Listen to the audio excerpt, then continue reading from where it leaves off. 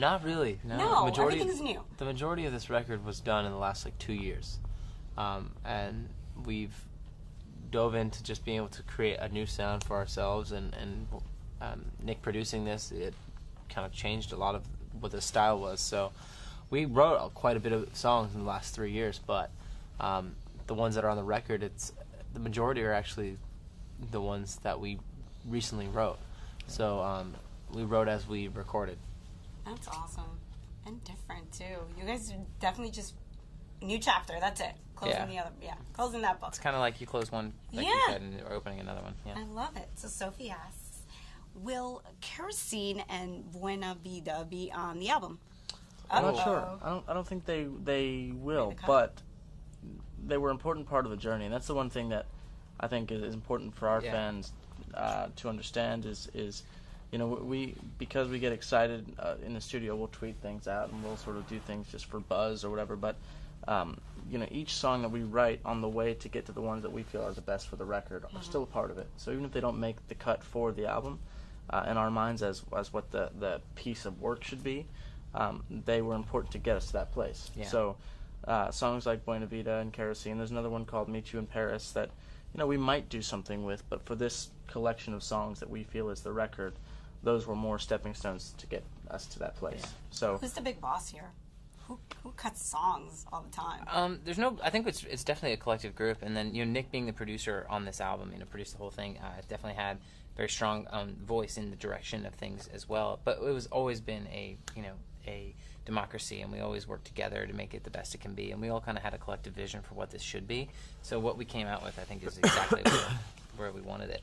Oh, that's so great. You guys are brothers and you're so good to each other. Nobody fights, because I have 4 of us, 4 girls, and we fight all the time. We definitely fight, but it's just that, it's not that we're down each other's throats. We have a different kind of respect for each other, I think, with having the band is another part of the relationship. That's awesome. You guys never say, no, that line is stupid. Don't say that. That's crazy. We do that. Yeah. But the thing to understand, too, is, we've been doing this for, 10 years now. Yeah. So, just like in another work environment, if you've been working with someone for that long, you'd be willing to be like, no, it's this, or it's this, and sort of emotions are gone. You learn to just know you know that we're not all the same, so you learn to accept that over time and how to work with that. Because you'd be like, oh, dude, that's stupid. Oh, is it stupid? All right, cool. We won't do it. It's not brush it off. Oh, you guys we all have pretty thick skin, too. Oh, well, I guess you have to after being a celebrity for such a long time, right? And just having brothers that like to, go at each other. Oh, okay. Yeah, So exactly. you make each other stronger. Yeah. Because there's nothing else that anybody could say that you haven't said to each other, I'm sure. Exactly. Pretty much. You're ugly, pimple face. Whatever. It's a regular. Oh, we say that every day. Okay. So Nick wants to know, what's your most inspiring song off the album? Most inspiring song off the album? It's probably different for all of us. Yeah. Okay. I think it's... Sandbox is a great story that Nick wrote, and the storytelling of it definitely has that growth in it, not only in the songwriting, but also about the person in the song. So I think that one's for sure. But also Neon. It really is. Neon, it really, you feel better after you listen to that song. Oh, that's good. It's really cool. Inspiring? Yes. I think it is pretty inspiring. It reminds me of a modern day Higher Love. Remember that song, Steve Winwood song? Yeah. So it's obviously way different sounding, but just in my mind, it's kind of a 2013 version of that, and that song always made me feel alive and encouraged. Yeah. Oh, interesting. Okay, so we're going to go into your personal lives. Not too deep. Relax. So you were on Broadway. You actually started off on Broadway, which I didn't know that you just started off on Broadway, and then you guys formed the band. Yeah. Is it your first love? Yeah, I think performing in general is, and the fact that the Broadway stage you can sing, dance, and act all on one stage and be in front of an audience is an amazing thing, and it's one of the only platforms you can do that on. Mm-hmm. So that's why I fell in love with it at such a young age. But then coming back to it last year with How to Succeed was a dream come true, and it's such a great show. Had a lot of fun doing it. Before that, Les Mis in London and Hairspray out in Los Angeles. That's so amazing. happy to be back in that world, and they embraced me with open arms, which was great, knowing that that's where I came from. So if there's another thing that comes up, I'd love to do it. Maybe write a show next. Wow, really? That's Yeah. awesome. Tony Award. Okay. So how did it feel actually seeing that big, humongous poster out there? It was at 45th Street? 45th. Yeah, I remember walking. I think it was so big. It was humongous. It was crazy. It's overwhelming. It's actually, I was nervous every day. When No. not for the show, not to perform, because that was easy. It was. Okay. It's just a lot of responsibility, Pressure? being above a title on a show like that is a lot of pressure, and it requires a lot from you, both on the stage every night, but everywhere else. And there are 140 other people affected by you and the show every night. So It was like you carried the show, though, because I know little girls definitely who do not care about Broadway wanted to go see you. that's what was so fun is bringing a new audience into theater like that, and a similar way with Les Mis and things over in London.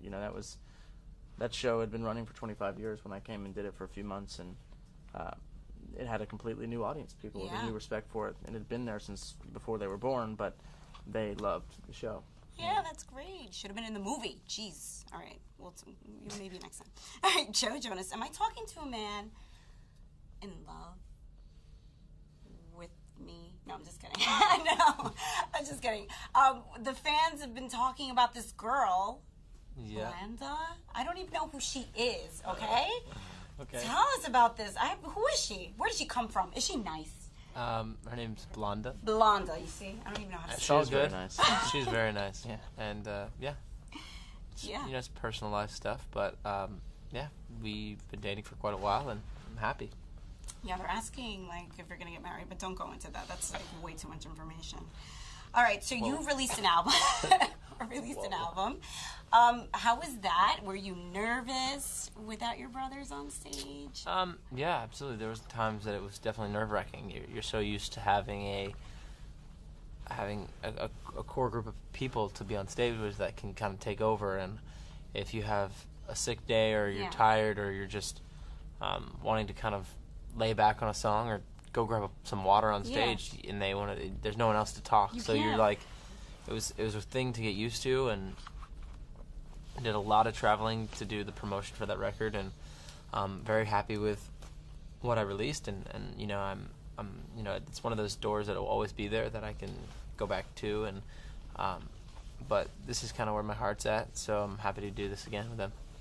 Oh, actually, you had a band too, musically, right? I did like a side project. It wasn't a solo deal. I guess it was more of a side project. Yeah. It was really fun though. It was called Mick Jonas the Administration. Released the record in 2010. Made it in 2009. It's sort of a blue-eyed soul 70s style kind of rock record. That was just something I did, and then you shelved it, and thank God you did it. I did a tour, and it was basically me and a couple guys from the New Power generation. Mm-hmm.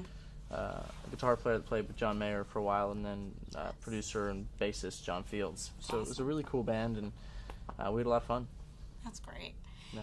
And Mr. Reality Star, which everybody's obsessed with. Everybody watches it. You know that, right? Well, thank you. Isn't That's it awesome. weird? It Everybody is weird knows that people everything watch it about and find it interesting. I gotta I be love honest.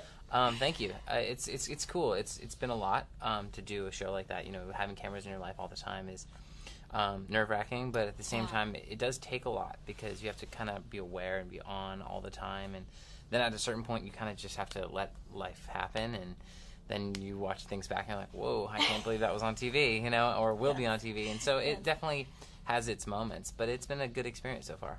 Why put it out there?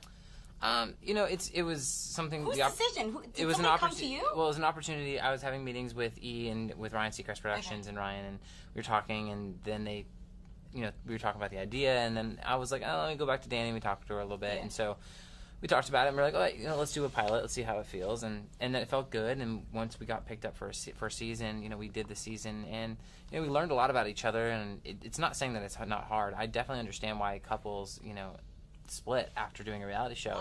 Because it's like you don't have the time to yourselves, and then in your own private world, you don't have time and you can't just be, hanging out on a couch just watching TV together and just kind of vegging out. You kind of have to be on, and it's not your relationship is no longer what it was before. So I understand that people start becoming people that they're not because of the TV. And so it was nice to be able to stick to who we were in this and really try to do that. And I think that's why we're still okay, and the shows did well. And I think people could relate to it because we weren't trying to be anything we weren't. I know. We were real, and as real as we could be in these moments.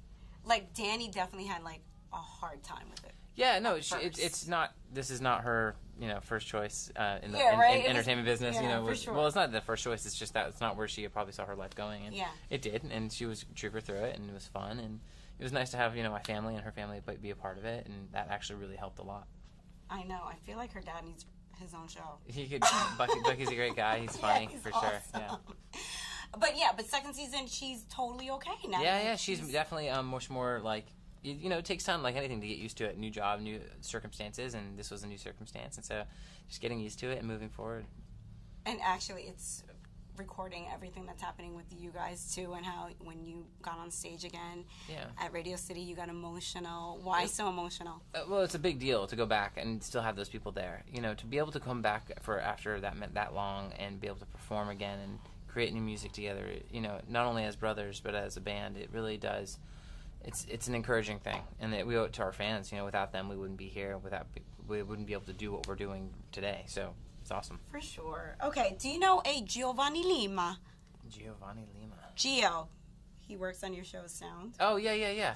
Yeah, he's really cool, and it's so funny because the guy that I'm dating actually filled in for him a couple of times, and he's like, "Hey, guess where I'm at? Recognize this dog?" Yeah, there you go. Isn't that kind of creepy? That's awesome. A little creepy though. Weird. Our dogs were a big so funny. happy moment. Right. Small world. Everyone seemed to just like take our dogs to the next, everywhere with them when they were in the house. It also created some problems because they just ran around everywhere and they're not the greatest when it comes to being potty trained. So no, it was pretty awful. But which means they're not potty trained. Yeah. Who has time for that when you have a music career? Well, it's awful. Whatever. What? Tell me what? It's this like is they can real go. stuff. No, This they is can for go real. outside when they want to, but then they just choose not to. Oh, It's just awful. because they're in a mansion, darling. They have Well, many well, spots that's where they awful. can go poop and pee with no problem. Yeah. Okay, so we're gonna transition into fan questions. Okay. Great. Remember, you can go on our Facebook never page that. or go on Twitter and hashtag MCUNet. Yolanda asks, do you want more tattoos? Who has Maybe. tattoos here? Oh, of course. We all do. Oh, you guys all do. I don't even know. How many each? 1, 2, 3. I have 4. You're like, let me count right now. I'm 2. 2? I just have 1. All right. You're young enough. All right, so Sandra asks, who in music and acting inspires you to do what you do? Oh, do you have anybody you look up to? Lots of people. Yeah, Stevie Wonder. For me personally, Freddie Mercury, Mick Jagger. Oh, interesting. Why? Obviously the Beatles. I think just for them as frontmen of bands, have done such an incredible job and And they're still relevant, right? extreme vocalists. Yeah, some of the musicians we love are still relevant to the day. I mean, U2 and Bono. It's like the guy's still amazing and acts like it's no big deal. So we still look up to quite a few. Yeah, that's awesome. How about you? A lot of what Joe said. I'm a big country music fan as well, like Johnny Cash and the older guys, and but I love the Beatles. A band that just was able to change and go with their journeys and album to album. It's pretty incredible. Beatles and Elvis Costello, Prince, Johnny Cash, Stevie Wonder. Those are my top 4. And then some modern stuff as well. Some stuff I'm really liking at the moment. that's awesome. Like what? C2C. It's cool. Band of Horses. This guy, Michael Kiwanuka. Loving. Oh, that is. Really great British guy, a singer-songwriter. I will Google him. Yeah, You're going to have to spell that for me. I will. For sure. Okay, Monica asks, I'm super excited for the film Careful What You Wish For. Nick, what can you tell